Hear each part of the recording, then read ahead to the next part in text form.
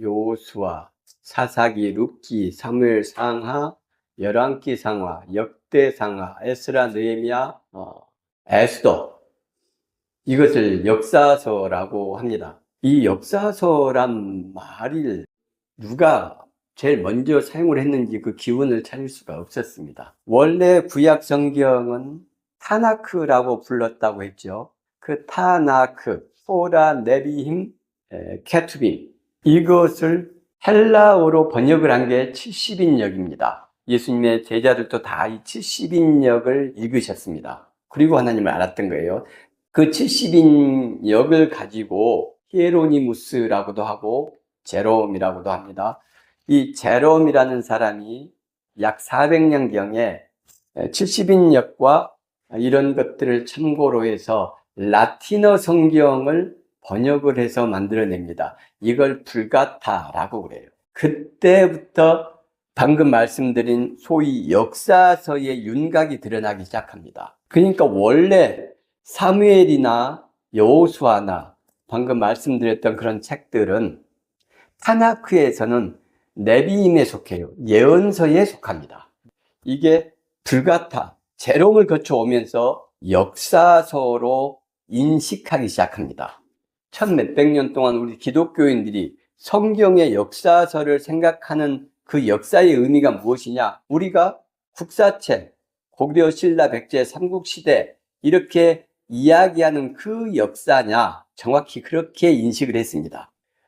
지금도 목사님과 성도들 대부분은 성경의 이 역사서라는 것을 우리가 생각하는 그런 일반적인 역사로 인식하고 받아들이고 있어요. 그러나 역사서가 우리가 생각하는 그런 실제 있었던 사건에 대한 어떤 평가나 기록이냐? 그렇지가 않다. 즉 성경의 역사서는 우리가 생각하는 역사서가 아니다. 그 다음에 방금 말씀드렸듯이 원래 타나크 자체를 역사서라고 생각하지 않았어요.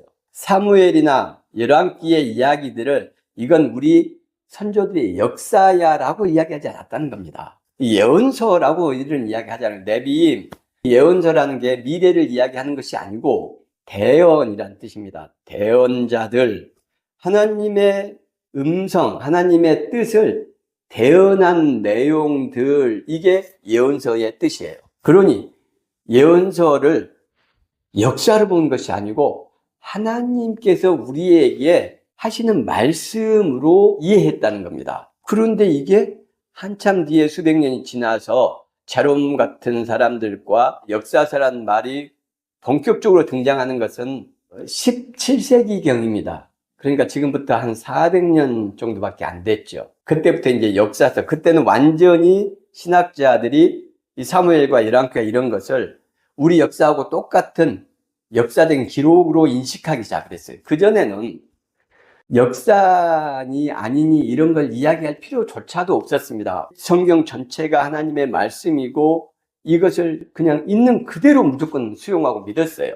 그런데 한 400년쯤 전부터는 신학이 조금씩 발전을 하죠. 그 철학은 신학의 시녀다 이런 말을 한 사람이 토마스 아퀴나스입니다. 신학대전이라는 아주 좋은 책을 기록하신 분이죠.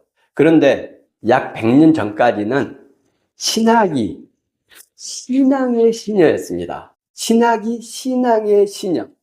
신학을 하는 사람들이 하나님의 말씀에 대한 진실을 찾아내고 그 진실을 이야기하는 것이 아니고 신앙에 부역했다는 겁니다. 어떻게 하면 신앙을 단단하게 만들고 어떻게 하면은 헌신적인 신앙의 삶을 살게 만들 수 있을지 신학이 그 좋은 지식과 지혜를 가지고 사람을 수단화하고 신앙적 노예화하는데 일조를 했다는 거예요. 불과 100년 전까지. 그런데 변화가 있어요. 바로 이 역사서를 검증하기 시작을 합니다. 학문적 검증이 이제 벨하우젠이라는 사람이 물꼬를 텄죠. 그래서 문서 가설. 이 성경은 하나님의 말씀이지만 이 하나님의 말씀은 하늘에서 떨어진 것이 아니고 수많은 자료를 모아서 편집하고 의도를 가지고 한 방향을 향해서 어떤 목적의식을 가지고 기록하고 편집한 것이다. 그것이 하나님의 말씀이다. 이제 이렇게 이야기하기 시작했어요. 그 베라우젠이 그 증거를 들여댔죠. 그러면 베라우젠이 돌아가신 게 불과 이제 100년쯤밖에 안 됩니다. 100년이 좀 넘었습니다.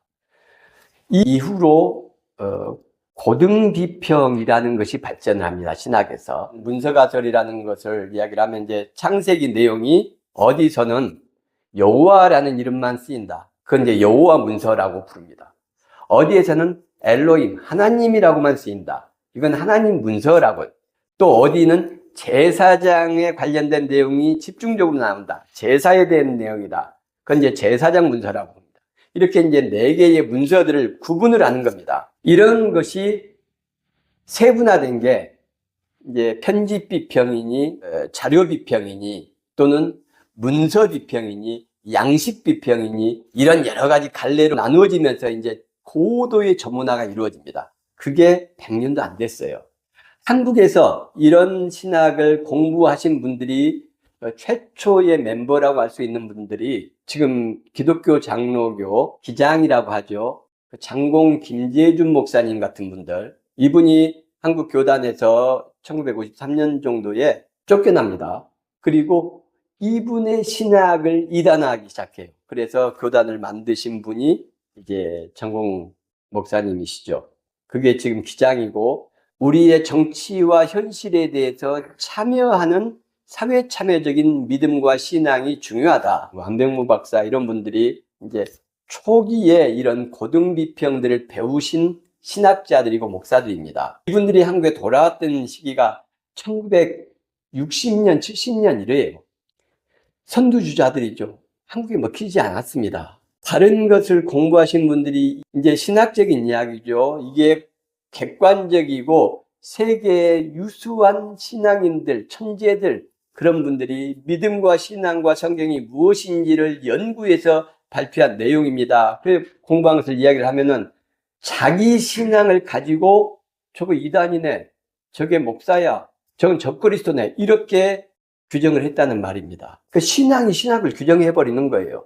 그렇게 이야기하는 근거가 뭐야? 근거 되지 못합니다. 정치적으로 뭔가 진보적인 색깔을 내고 노동운동을 하는 분들이나 이런 분들의 편에 서면 그 사람을 그냥 빨갱이, 좌파 이렇게 이야기하죠. 어려운 사람의 편에서, 억울한 사람의 편에서 무엇인가 말을 하고 약자들을 돌봐야 된다고 말하면 그게 빨갱이의 근거가 되느냐 이렇게 물으면 대답을 아무도 못해요. 그런데 빨갱이라고 지칭을 하는 겁니다. 마찬가지로 고등비평을 배운 신학자들이 한국에서 굉장히 고통스러운 목회를 하십니다. 이 문서 가설을 통해서 고등비평이 발전을 하고 성경을 객관화해서 하나님의 말씀을 좀 더 실체를 정확하게 이야기하기 시작했어요. 지금은 목사님들이 대부분 고등비평을 아냐? 아닙니다. 신대원에서 이걸 가르치지 않아요. 이제 신대원 위에 가면은 THM 코스가 있는데 성서신학을 할 때만 이것을 조금 이야기하시는 분들이 있거나 아니면은 혼자서 공부를 해야 됩니다. 박사과정을 들어가든지. 조직신학을 하거나 실천신학을 하거나 이런 것을 공부를 아무리 하고 박사를 아무리 받아도 이 고등비평이 무엇인지, 양식비평이 무엇인지, 편집비평이 무엇인지, 자료비평이 무엇인지 몰라요. 목사님들이. 사무엘 열왕기 이런 거 전부 그냥 역사를 본다는 이야기입니다. 역사가 아닌데 학문적인 연구들이 그렇게 100년 전부터 발전해서 성경의 실체를 하나님의 말씀이 무엇인지를 정확히 드러내기 시작했고, 그 다음에 또 하나의 방향이 있는데 그것이 고고학적인 연구입니다. 성서고고학이란 말이 예전에 있었어요. 지금도 쓰는 분들이 있긴 한데, 그러니까 성서를 고고학적으로 증명해내는 것입니다. 역시 여기서도 고고학은 신앙의 시녀로서 활동을 하죠. 윌리엄 올브라이트라는 미국 고고학자가 있어요. 이 사람 칠레 출신인데 고고학을 가지고 성경을 증명하겠다, 이것을 지도하신 분이에요. 그리고 올브라이트 학파라고 있어서 이제 그 뒤에 존 브라이트 같은 사람들은 하버드 대학의 고고학 교수인데 이런 분들이 성경의 역사성을 고고학을 통해서 증명하겠다라고 시도합니다. 이게 애초에 시작 자체가 성경은 하나님의 말씀이고 1.1에게 오류가 없어로 시작된 고고학이잖아요. 그러니까 견광부회하고 아전인수격으로 해석을 하고 우기기 시작을 합니다. 그런데 그게 전혀 근거가 없이 우기는 게 아니에요. 세계적인 학자들이 준비를 해서 발표를 하니까. 성서고고학이 발전한 이유는 뭐냐면 당시의 시대적인 정치적인 상황입니다. 1900년대 초부터 시오니즘 운동이 굉장히 활발하게 일어납니다. 1900년대 초에는 지금 팔레스틴 지역은 팔레스틴 주민들 거였죠. 그런데 이때부터 유럽에 있는 유대인들이 팔레스틴 지역으로 모여들기 시작하고요. 특별히 영국에 있는 유대인들과 미국에 있는 유대인들, 부자들을 통해서 이스라엘 국가를 세우는데 활용을 하려고 합니다. 그래서 정치적인 활동들이 계속 일어나요. 이제 깊이 말씀드리면 이것만 해도 이제 뭐 1시간 이상은 해야 되니까. 그래서 전 세계에 돈 있는, 권력이 있는 유태계 출신의 유럽인들, 영국과 미국인들 축을 해서 영화를 만들기 시작하고요. 10개, 이런 거 있죠. 찰턴 헤스턴 했던 10개, 또 엑소더스, 폴 뉴먼이 주연했던, 그게 1960년대쯤 나왔을 겁니다. 그 뒤로도 계속 이어집니다. 우리 그거 기억나실까요? 혹시 잃어버린 성교의 추적자들, 레이더스라고. 인디아나 존스 하시면 기억하시죠? 그것이 다 그런 의도에 의해서 만들어진 영화입니다. 그래서 배너 이런 것도 마찬가지고요. 미국과 영국의 유대계 부자들이 돈을 엄청나게 투자를 해서 올브라이트가 발굴을 어마어마하게 합니다. 그런 와중에 48년에 점령을 하고 나라를 세우죠. 그리고 나서 1960년대 후반쯤에 6.1 전쟁이라는 게 있지 않습니까? 이제 전 아랍계가 이스라엘을 추방을 하려고 싸우지만 불과 6일 만에 박살이 나죠. 그 고고학 발굴들은 고고학 발굴을 통해서 성경을 하나님의 말씀으로 높이는 작업이었죠. 그래서 이것을 아전인수격으로 성경에 맞게 자꾸 해석하고 억지를 부리고 이렇게 해가지고 이제 했어요. 근데 그거에 대해서 반론을 제시를 하려면 연구가 있고 실력이 있어야 되잖아요. 근데 아무도 그때 그런 연구를 하지 않았습니다. 그런데 6.1 전쟁 이후에 이스라엘이 완전히 대세를 장악을 하죠. 하나님의 말씀은 1.1획도 변화가 없다. 이런 확신을 가진 사람들이 있고 약속의 땅을 결국은 하나님께 우리에게 주셨다는 승리감에 도취가 됩니다. 그래서 이스라엘 정부에서 학문적으로 성경을 마음대로 연구할 수 있도록 오픈을 딱 해요. 그러니까 고고학이 100% 성경을 지지할 것이라고 확신을 한 겁니다. 그때부터 학문적인 열정을 가진 사람들이 있었을 거 아닙니까? 고고학적 열정, 신앙적 열정이 아니고 이런 사람들이 들어오기 시작해서 파헤쳐 보니 올브라이트가 주장했던 것, 이런 것들이 억지가 너무 많은 겁니다. 그리고 고고학적인 발굴들을 뒷받침하는 기계들 이런 거 있지 않습니까? 뭐 연대를 측정한다든지 이런 것들, 이런 것이 계속 발전을 하죠. 1970년대, 80년대 되면서 1967년 6.1 전쟁을 기점으로 해서 성서 고고학이 완전히 박살이 납니다. 물밀듯이 들어오니까 어떻게 해볼 도리가 없는 거예요.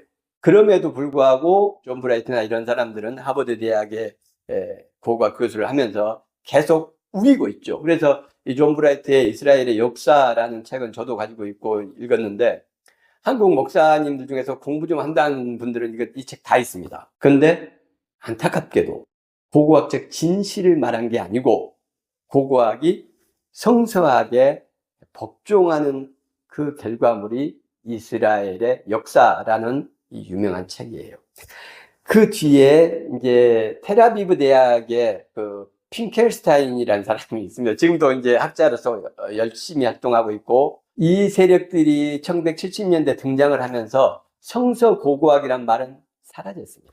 그래서 이름이 바뀌었는데 그것을 팔레스틴 고고학 또는 근동 고고학으로 이름을 바꿉니다.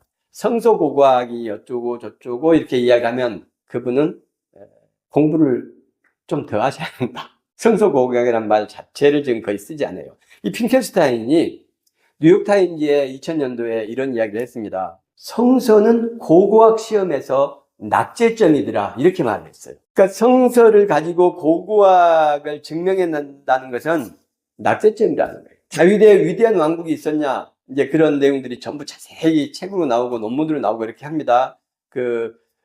핑켈스타인이 발굴된 성서, 아주 유명한 책이에요.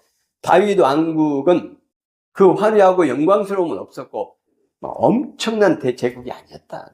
이걸 왜 설교 시간에 성도들한테 이야기하냐, 이런 신학자들도 있죠. 목사는 자기가 아는 바 신앙적인 양심을 가지고 성도들에게 그 내용을 이야기를 해줘야 되는 겁니다. 믿어야 됩니다. 어쩌고 저쩌고 한다고 해서 이게 하나님 말씀이 되는 겁니까? 그렇지 않아요.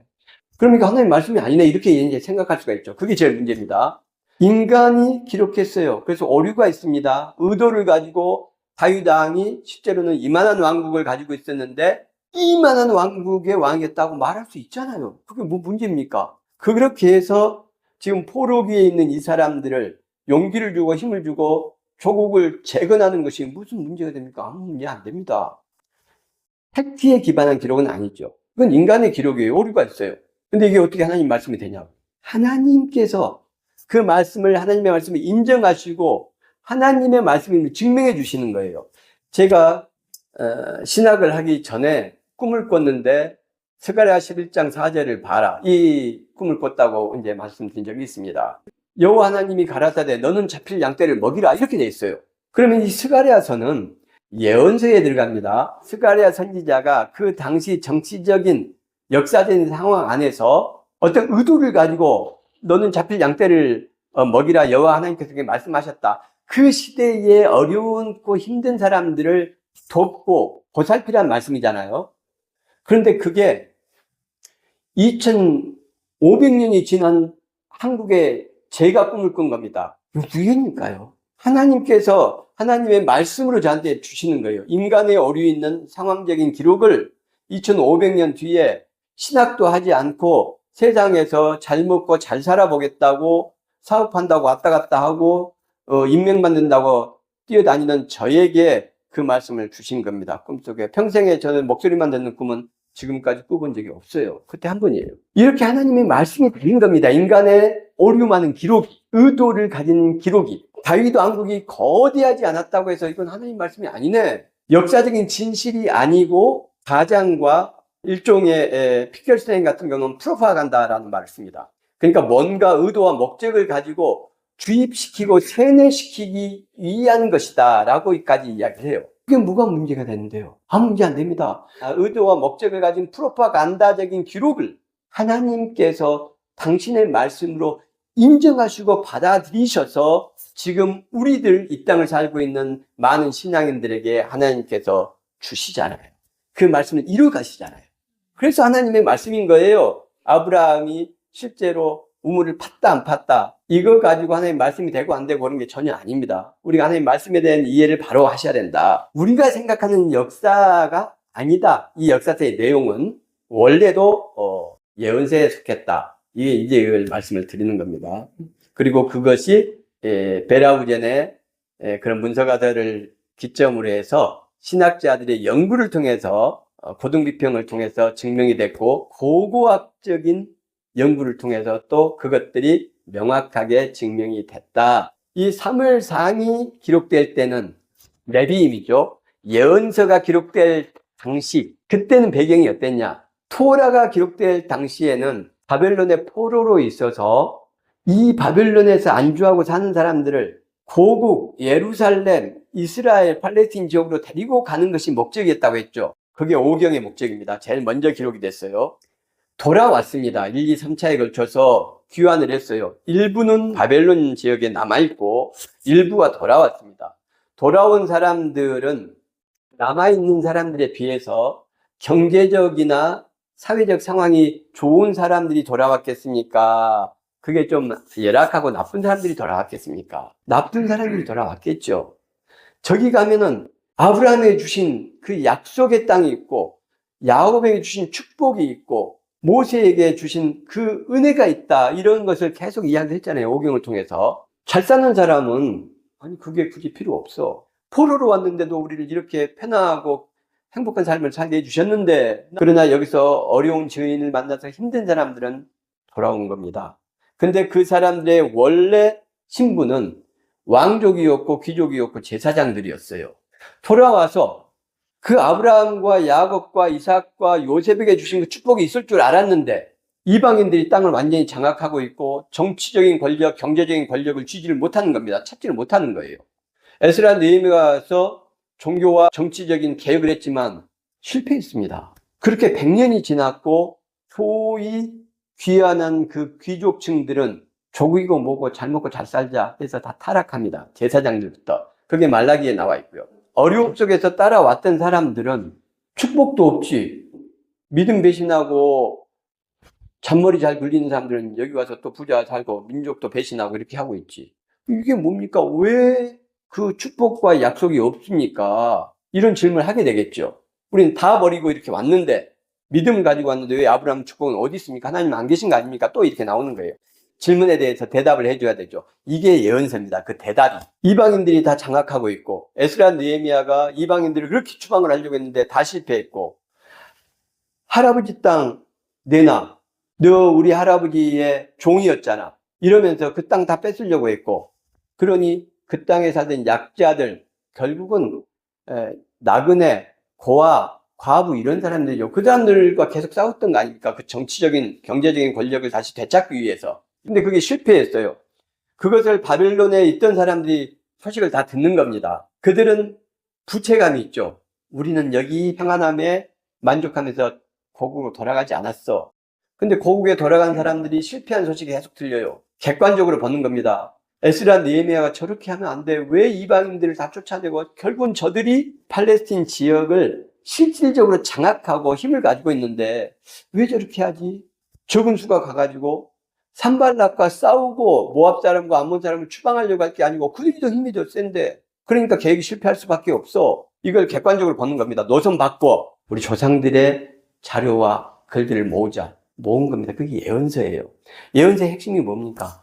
고아 과부 나그네를 돌봐라. 그것이 하나님의 뜻이다. 그들을 돌보지 않으면 너희는 절대로 하나님의 징계를 면할 수 없고 하나님의 축복은 받을 수 없다. 이게 예언서의 전부 핵심적인 내용이에요. 그래서 바벨론 지역에서 이 예언서를 만들어서 읽고 보내고 했던 겁니다.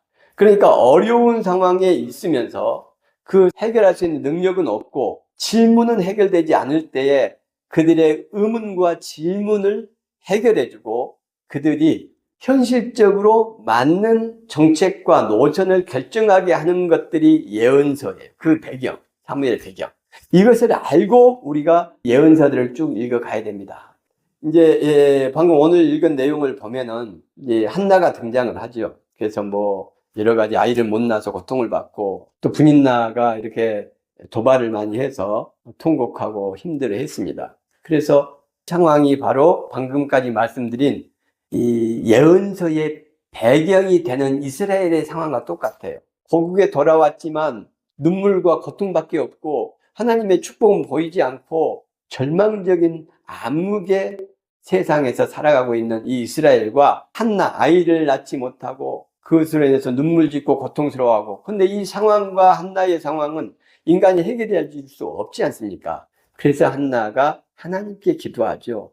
하나님의 제사장 사사였던 엘리가 한나의 기도하는 모습을 보면서 너 술 끊어라. 언제까지 술 취해서 이렇게 있을래? 이런단 말이에요. 그러니까 하나님의 위대한 제사장 그런 사람도 그 한나의 눈물과 고통을 눈꽃만큼도 이해하지 못하고 오히려 오해하고 핀잔을 주는 그런 어려운 상황에 있는 것이 당시 이스라엘이었고 그리고 한나였다는 겁니다. 오늘은 부활주일이죠. 이 부활의 의미가 뭡니까? 부활은 죽음에서 깨치고 죽음과 싸움에서 승리한 것을 부활이라고 할 수 있죠. 죽음은 왜 온다고 성경에서는 이야기하나요? 죄 때문에 온다는 거예요. 죄와 죽음은 인간이 해결할 수 없는 것들입니다. 그 해결할 수 없는 것들을 우리는 안고 오늘도 살아가고 있어요. 다시 말해서 한나가 아이를 낳지 못하는 해결할 수 없는 고통을 안고 있던 상황과 죄와 죽음의 고통을 안고 있는 우리의 상황은 똑같다는 겁니다. 이스라엘이 예언서를 필요로 했던 그 암울한 상황과 똑같다는 거예요. 그런데 그것을 한나는 하나님의 은혜가 해결해주고 죄와 죽음은 예수 그리스도의 은총이 해결해 주지 않습니까? 그리고 이스라엘의 그 어려운 상황은 예언서가 해결해 줘요. 하나님 말씀이. 그래서 이 이스라엘의 상황이나 한나의 상황이나 죄와 죽음에서 해방된 오늘의 우리 상황이 똑같다고 저는 보는 것입니다. 주님의 부활이 특별한 이유는 하나님의 아들이 죄인을 위해서 죽으셨다는 거예요. 타인을 위해서 죽을 때 이스라엘에 돌아온 사람들이 고통을 겪는 모습을 멀리 바벨론에서 보고 바벨론에 있는 사람들이 시간과 돈을 희생해서 자료를 모으고 예언서를 만들어냈다라고 말씀드렸잖아요. 그것은 어떤 의미에서 타인입니다. 자기는 바벨론에서 잘 먹고 잘 살고 있으니까 한나도 사무엘을 얻었죠, 하나님 은혜로. 그러면 그 사랑하고 간절히 원했던 그 사무엘과 함께 행복한 삶을 살면 되는 것이죠. 근데 놀랍게도 바벨론에 있던 편안한 사람들이 팔레스틴에 있는 어려운 겪는 사람들을 위해서 예언서를 만들었고, 한나는 그 사무엘을 젖을 떼자마자 다른 사람을 위해서 살아라고 하나님께 드린다는 거예요. 예수님도 마찬가지잖아요. 죄인을 위해서 당신을 희생하신 거예요. 그 결과가 부활이라는 겁니다. 예언서의 결과가 이스라엘을 다시 세울 수 있는 토대를 마련했고, 한나의 희생이 사무엘을 통해서 사사시대를 마감하고 왕정시대를 여는 놀라운 변화의 계기가 되고요.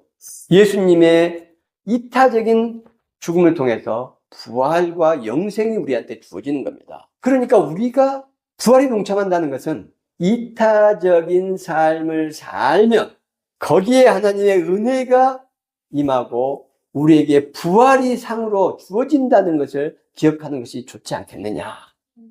이것이 신앙의 모든 것입니다. 우리의 신앙은 나와 내 가족만 잘 먹고 잘 사는 것이 아니라 다 함께 잘 먹고 잘 살자. 이것이 부활의 의미이기도 하다. 그리고 하나님께서는 그런 마음을 가진 분들에게 비록 실천이 좀 더디고 잘 못할지라도 그런 마음, 그것이 옳습니다라는 바른 신앙을 가진 분들에게 하나님께서는 오늘 그의 마음 속에, 그의 삶 속에 영광스러운 부활을 허락하실 것입니다.